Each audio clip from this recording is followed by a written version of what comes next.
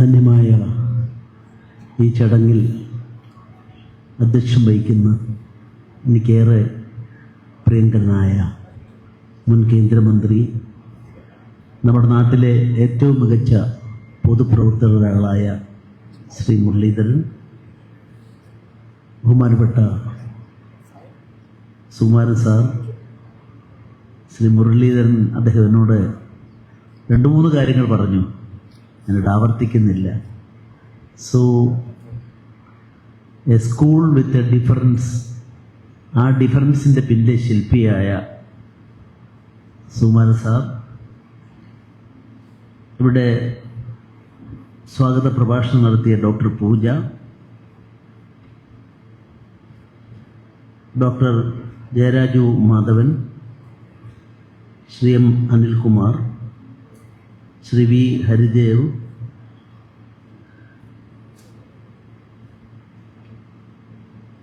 ഇവിടെ സന്നിഹിതരായിട്ടുള്ള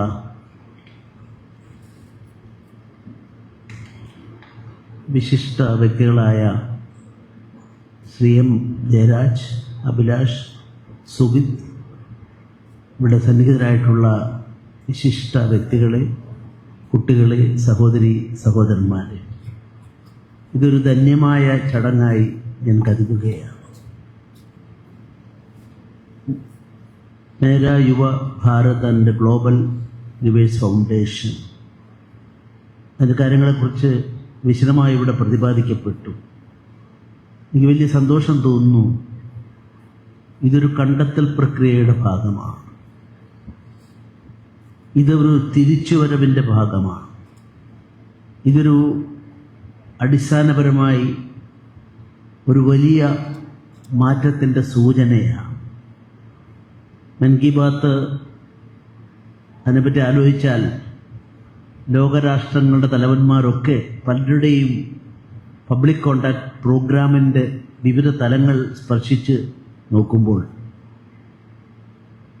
തികച്ചും വ്യത്യസ്തമായി 100% വിജയശീലാളിതനായി ഇന്ത്യൻ പ്രധാനമന്ത്രി നരേന്ദ്രമോദിജി അനുസ്യൂതം ഈ പ്രക്രിയ തുടരുമ്പോൾ അത് ലോകത്തിലെ തന്നെ ഒരു ചരിത്ര സംഭവമായി മാറുകയാണ്. അതിനുള്ള കാരണം സാധാരണഗതിയിൽ ഈ തരത്തിലുള്ളതല്ലെങ്കിലും പബ്ലിക് കോണ്ടാക്ട് വർക്കിൽ മാബോസൂദിനെ പോലുള്ള ആളുകളുടെയൊക്കെ ശ്രമങ്ങൾ പലപ്പോഴും ചരിത്രം എഴുതിയിട്ടുണ്ട്.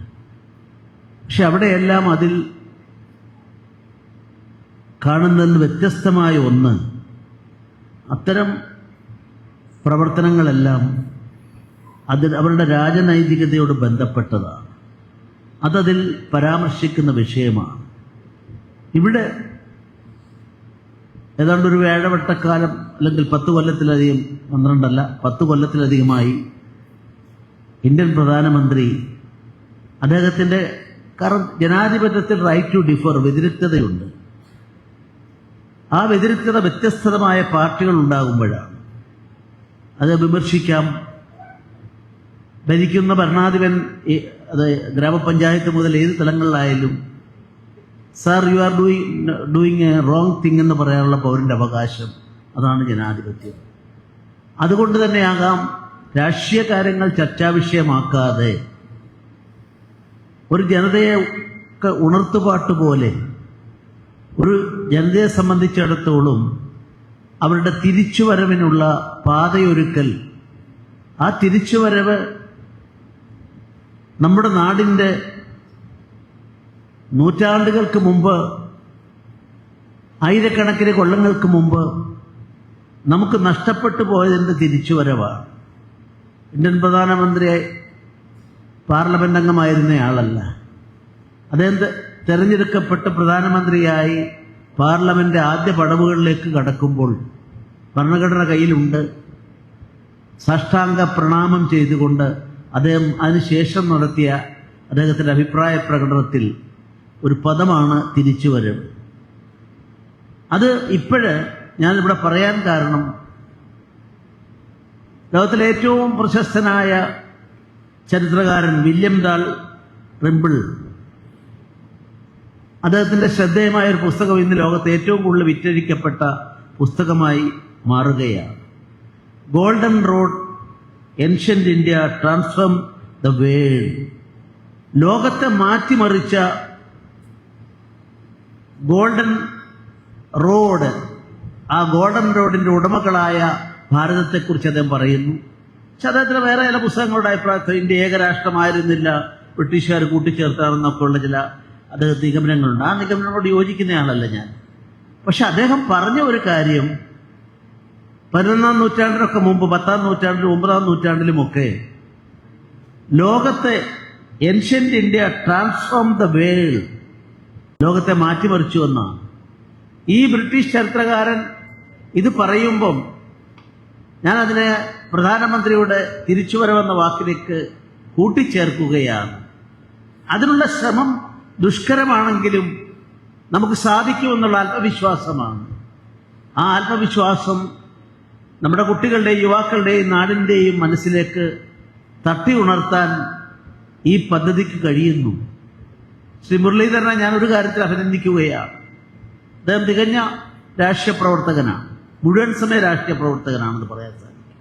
പക്ഷെ അദ്ദേഹത്തിൻ്റെ ഇത്തരത്തിലുള്ള ഉദ്യമങ്ങൾ, ആ ഉദ്യമങ്ങൾക്കും ഒരു പ്രത്യേകതയുണ്ട്.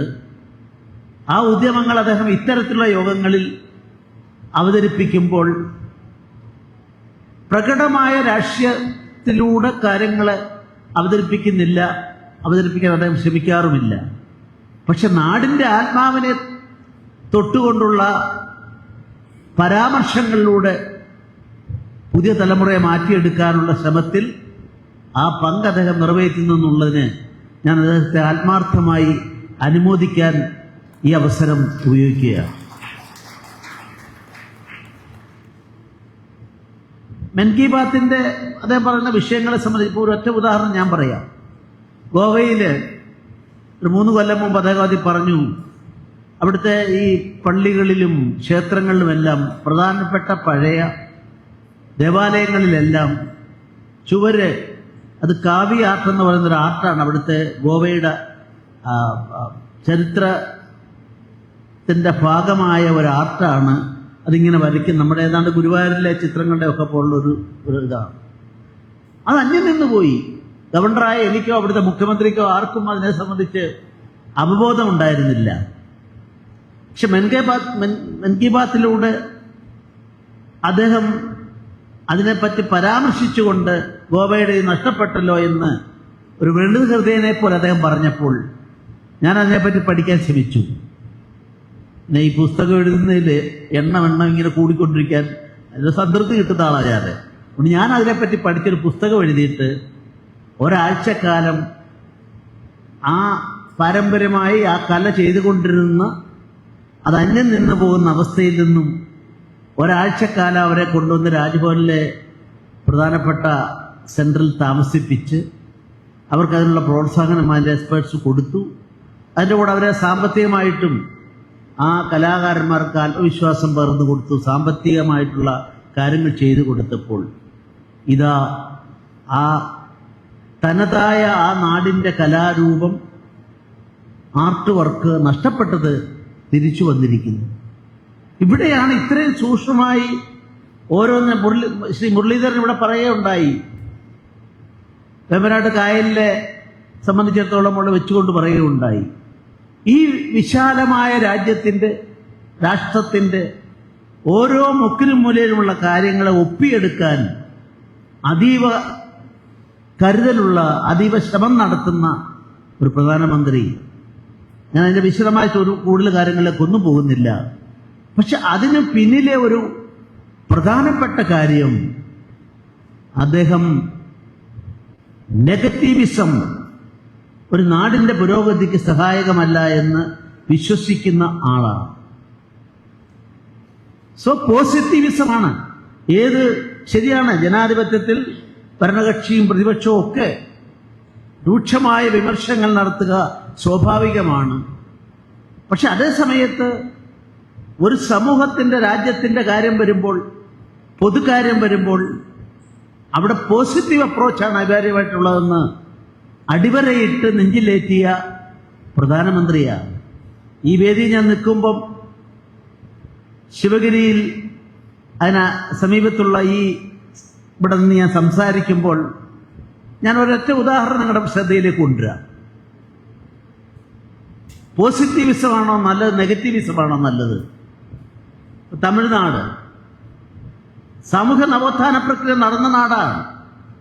അതിനുവേണ്ടിയുള്ള ഒട്ടേറെ ശ്രമങ്ങളും അവരെ വിപ്ലവകാരികളായി ഒക്കെ ചിത്രീകരിക്കുകയാണ്. ഞാൻ ആ പേരുകളിലേക്കൊന്നും പോകുന്നില്ല. കേരളത്തിലും നവോത്ഥാന പ്രക്രിയ നടന്നു, കർണാടകത്തിലും നവോത്ഥാന പ്രക്രിയ നടന്നു. 12ാം നൂറ്റാണ്ടിൽ കർണാടകത്തിൽ നടന്ന നവോത്ഥാന പ്രക്രിയ, അതിലൊക്കെ ഒരുപാട് കാര്യങ്ങളെ സംബന്ധിച്ച് പറയണമെങ്കിലും സമയത്തിന്റെ പരിമിതി കൊണ്ട് കടക്കുന്നില്ല.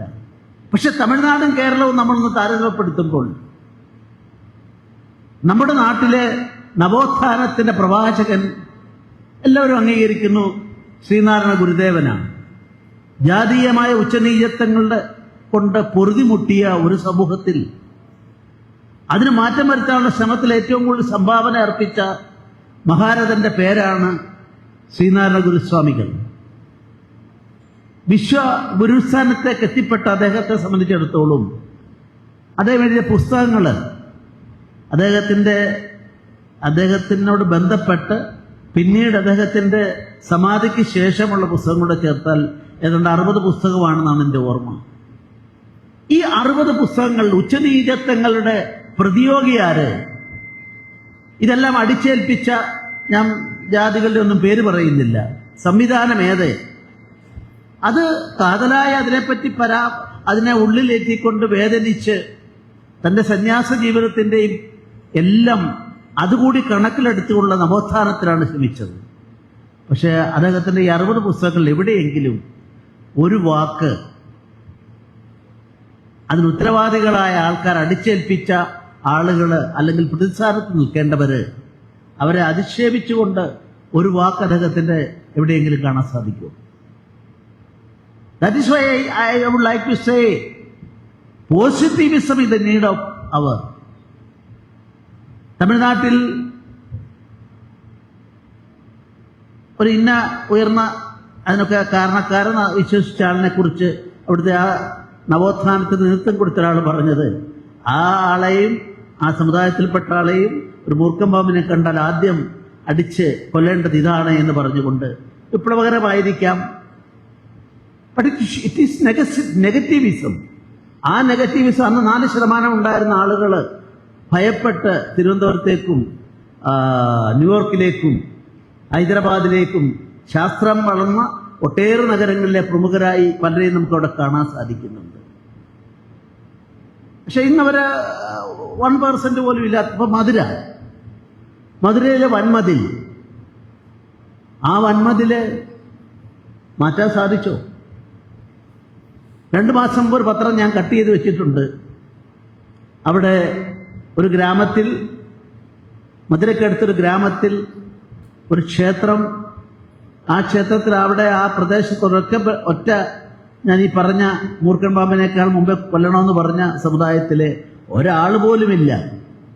അവിടുത്തെ ക്ഷേത്രം എല്ലാവർക്കുമായി തുറന്നു കൊടുക്കണമെന്ന് തീരുമാനിച്ചപ്പോൾ അവിടെ പ്രബലമായ 2 സമുദായങ്ങളേ ഉള്ളൂ. ആ സമുദായങ്ങൾ ഒത്തുചേർന്ന് പറഞ്ഞു, ആരും ഇനി അമ്പലത്തിൽ പോകണ്ട, സർക്കാരിന്റെ തീരുമാനം അതാണ്, പോകണ്ട എന്ന് തീരുമാനിച്ചു. ഞാൻ മനസ്സിലാക്കുന്നു ആ ക്ഷേത്രം ഏതാണ്ട് അടച്ചുപൂട്ടി ഈ അവസ്ഥയിലേക്ക് എത്തേണ്ടതായിട്ട് വന്നു. So were is A social change? ഇതൊക്കെ പഠന വിഷയമാക്കേണ്ട കാര്യങ്ങളാണ്. സ്വാമി വിവേകാനന്ദനെ പറ്റി അദ്ദേഹം സമാധിയായപ്പോൾ സ്വാമി വിവേകാനന്ദനെ പൂർണ്ണമായി ഉൾക്കൊള്ളാത്ത ഒരാളായിരുന്നു വിശ്വമഹാകവി രവീന്ദ്രനാഥ് ടാഗോർ. അതിലൊക്കെ അഭിപ്രായ വ്യത്യാസമുണ്ട്. പക്ഷെ മരിച്ചപ്പോൾ അദ്ദേഹം പറഞ്ഞു, സ്വാമി വിവേകാനന്ദൻ എന്താ പറഞ്ഞത്?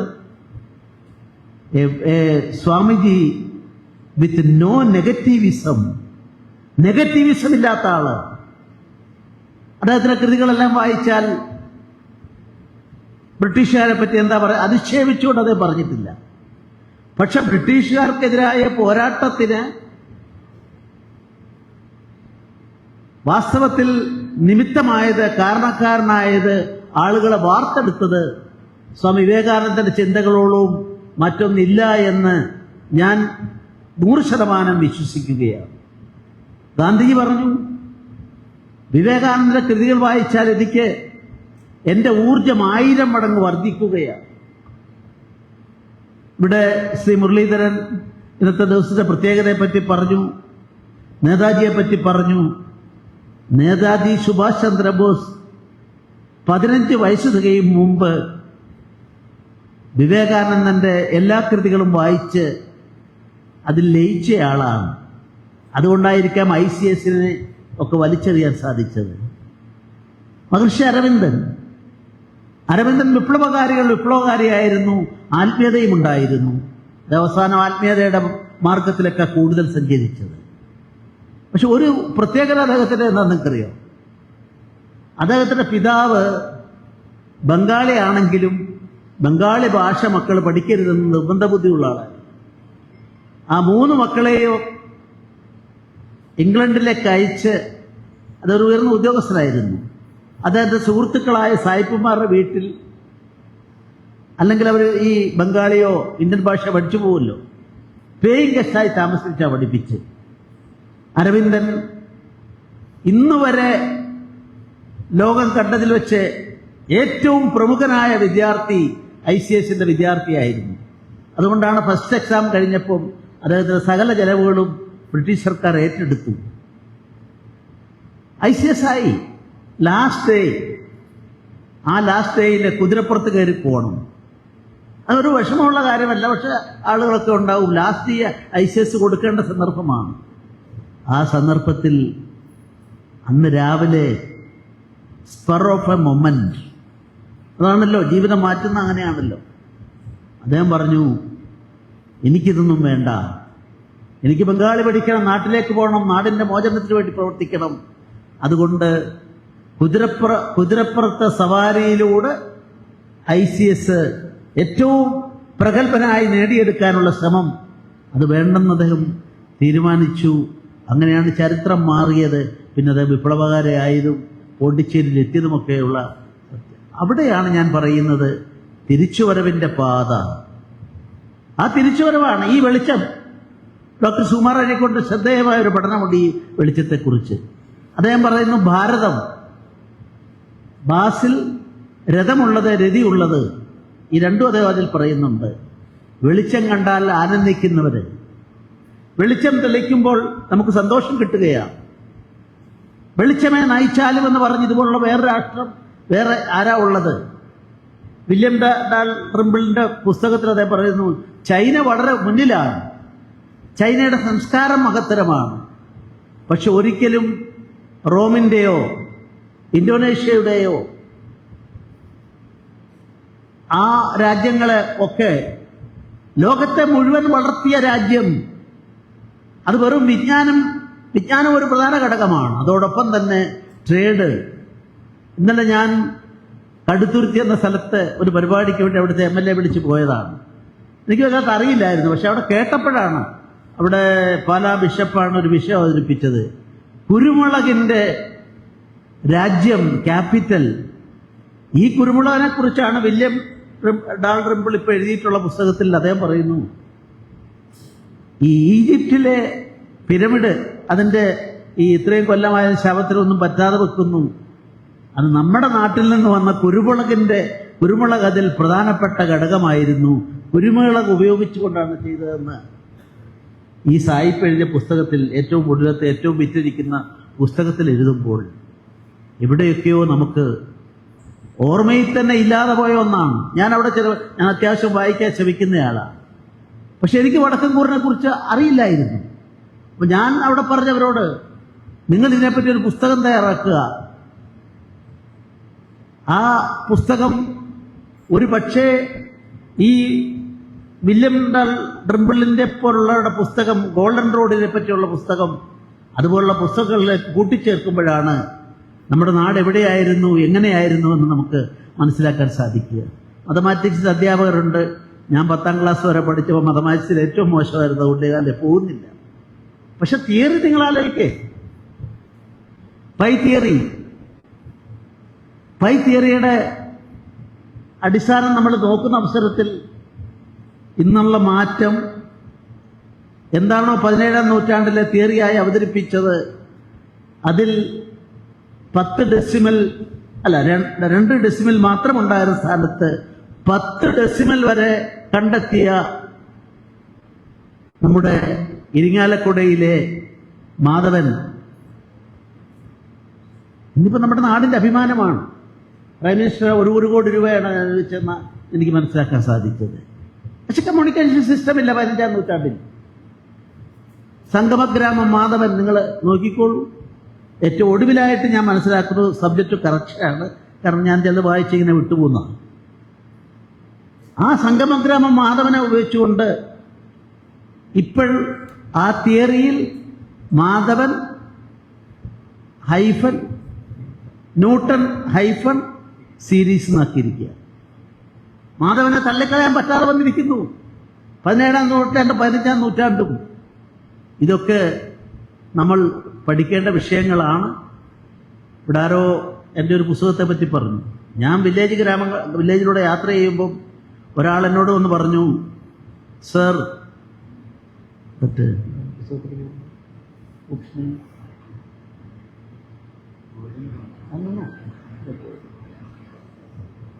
എന്ത് വിലയാ പ്ലാന്റ്സ്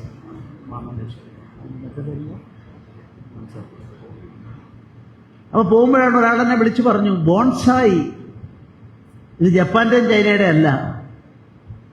എനിക്കറിയില്ല, അത് ഹിന്ദി അത്യാവശ്യം കേട്ടാൽ എനിക്ക് മനസ്സിലാവും, പക്ഷെ എനിക്ക് പ്രസംഗിക്കാൻ സാധിക്കില്ല. അപ്പം ഞാനിങ്ങനെ ചോദിച്ചെല്ലാം മനസ്സിലാക്കി. ഒരു ഗ്രാമീണൻ. എന്നിട്ട് അദ്ദേഹം എന്നോട് പറഞ്ഞു, കിഷ്കിന്ധയിലെ ഉദ്യാനം ഉൾപ്പെടെയുള്ള കാര്യങ്ങൾ പറഞ്ഞപ്പോൾ എല്ലാ ജിജ്ഞാസു ഉണർന്ന് ഞാൻ അതിനെപ്പറ്റി പഠിച്ചു. ആ പുസ്തകമാണ് ഇവിടെ റെഫർ ചെയ്ത വാമന വൃക്ഷകല. വാമൻ വൃക്ഷ എല്ലാ ഭാഷയിലും എൻ്റെ മീനിങ് അറിയാം. കല ആർട്ട്. ഒരാർട്ടായി 5000 കൊല്ലം മുമ്പ് നമ്മുടെ അടുത്ത് ഉയർന്നു വന്ന ഒന്നാണ് ജപ്പാൻ പദം. ആ പദം എല്ലാവർക്കും അറിയാം. ഇപ്പോൾ ജപ്പാൻ എന്ന് പറഞ്ഞ പദം ഉണ്ടല്ലോ, ആ പദം എല്ലാവർക്കും അറിയാം. വാമന വൃക്ഷകല അറിയില്ല. അപ്പം അതുകൊണ്ട് ഈ കണ്ടെത്തൽ, മുരളി പറഞ്ഞതിൻ്റെ ചുരുക്കം ഇതൊരു കണ്ടെത്തലാണ്. 4ാമത് ടാലന്റ് ഹണ്ട് സീസൺ കണ്ടെത്തലാണ്. ഇന്നിപ്പം ഉച്ചയ്ക്ക് ശേഷം നടക്കുന്നു. ഞാനിതിനെ അപ്രീഷിയേറ്റ് ചെയ്യാണ്. എനിക്ക് വലിയ സന്തോഷം തോന്നി ഈ കണ്ടെത്തൽ പ്രക്രിയ. ഇപ്പോൾ യേശുദാസ് നമ്മുടെ ഇടയിൽ ഒരു ഗാനഗന്ധർവനാണ്. യേശുദാസിൻ്റെ ഒരു വരിയെങ്കിലും നമ്മുടെ ചുണ്ടിൽ വരാത്ത, കുറഞ്ഞ വർഷം കുളിക്കാൻ പോകുമ്പോഴോ അല്ലെ അങ്ങനെ പോകുമ്പോഴെങ്കിലും ഒരു വരി ആരും കേൾക്കാതെ പാടാത്ത ഒരു മലയാളി ഉണ്ടാവില്ല. നമ്മുടെ ഏറ്റവും വലിയ മാനബിന്ദുവാണ്. പക്ഷെ നമ്മളൊന്ന് ആലോചിക്കുക, എത്രയെത്ര യേശുദാസന്മാർ നമുക്കിടയിൽ ജനിച്ചു, ജീവിച്ചു, മരിച്ചു, ഇപ്പോഴും നമുക്കിടയിൽ ജീവിക്കുന്നു. ക്വസ്റ്റ്യൻ അവരെ കണ്ടെത്താൻ സമൂഹത്തിന് സാധിക്കുമോ എന്നുള്ളതാണ്. എത്രയെത്ര മോഹൻലാൽമാർ, എത്രയെത്ര മമ്മൂട്ടിമാര്. വെദർ ഗെറ്റിംഗ് എ ചാൻസ്, അതിന് വിദ്യാഭ്യാസം. അതുകൊണ്ടാണ് വിദ്യാഭ്യാസം, education is the manifestation of perfection within a human being. ഒരുവൽ അന്തർലീനമായ സർഗശക്തിയുടെ ബഹിർസ്ഫുരണമാണ്, പുറത്തു കൊണ്ടുവരലാണ് വിദ്യാഭ്യാസം എന്ന അടിസ്ഥാന തത്വം സ്വാമി വിവേകാനന്ദനും ഗാന്ധിജിയുടെ വിദ്യാഭ്യാസ പദ്ധതി, ഭാരത വിദ്യാഭ്യാസ പദ്ധതിയിൽ സ്വീകരിച്ചത്. അതേപോലെ മാതൃകയായ ഒരു സ്ഥാപനത്തിൽ നിന്നുകൊണ്ട് എനിക്ക് പറയാൻ സാധിക്കും, ഞാൻ പറഞ്ഞല്ലോ, N education institution with a difference. അത് സുകുമാരൻ സാറിൻ്റെ കാര്യങ്ങൾ എന്നോട് അദ്ദേഹം പറഞ്ഞതുകൊണ്ടാണ് എനിക്കതങ്ങനെ പറയാൻ സാധിച്ചത്. അതുകൊണ്ട് ഈ ശ്രമത്തിൽ നമ്മുടെ കുട്ടികളെ അവരർഹിക്കുന്ന രീതിയിൽ അക്കാഡമിക് തലത്തിലെ റാങ്കും മറ്റുമെല്ലാം നേടുന്നതോടൊപ്പം ഈ സർഗശക്തിയെ കൂടി കൊണ്ടുവരണം. അതിനുള്ള ശ്രമമായി ഞാനിതിനെ കാണുകയാണ്. സംഘാടകരെ എല്ലാം അനുമോദിക്കുകയാണ്. മേരാ യുവഭാരതും ഗ്ലോബൽ ഡിവേഴ്സ് ഫൗണ്ടേഷനെയും അഭിനന്ദിച്ചുകൊണ്ട് ഇതിൻ്റെ ഔപചാരികമായ തുടക്കം കുറിച്ചതായി നിങ്ങളെല്ലാം സാക്ഷി നിർത്തി ഞാൻ അറിയിച്ചുകൊള്ളുന്നു. നമസ്കാരം. ജയ് ഹിന്ദ്, ജയ് ഭാരത്.